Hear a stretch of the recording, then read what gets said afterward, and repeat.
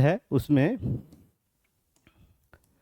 IIFA award 2025 का आयोजन कहाँ किया गया, यह अच्छे से आप लोग याद करके जाइएगा। प्रश्न डायरेक्ट वहाँ पर देखने को मिल जाएगा, किस राज्य में किया गया या किस जगह किया गया, यहाँ से भी प्रश्न पूछ सकता है।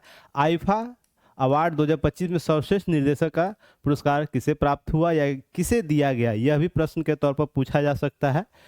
तीसरा नंबर है लता दीनानाथ मंगेशकर अवार्ड 2025 किसे सम्मानित किया गया। तो ध्यान रखिएगा यह पुरस्कार अभी हाल ही में एक और याद रखिएगा, इसके अतिरिक्त एक लता मंगेशकर पुरस्कार भी होता है, राष्ट्रीय लता मंगेशकर।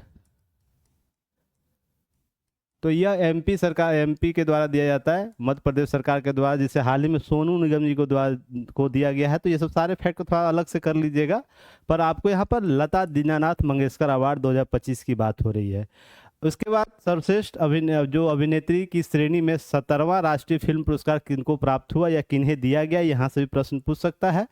नेक्स्ट है 69 जो फिल्म फेयर अवार्ड था 2024 के तहत सर्वश्रेष्ठ फिल्म का पुरस्कार किसे प्राप्त हुआ, यह भी आपसे प्रश्न के तौर पर पूछा जा सकता है। नेक्स्ट है नृत्य जो कला निधि पुरस्कार 2025 से किसे सम्मानित किया गया, किस व्यक्ति को सम्मानित किया गया है नृत्य कला निधि पुरस्कार 2025, तो यह भी आपको फैक्ट के तौर पर बताना है।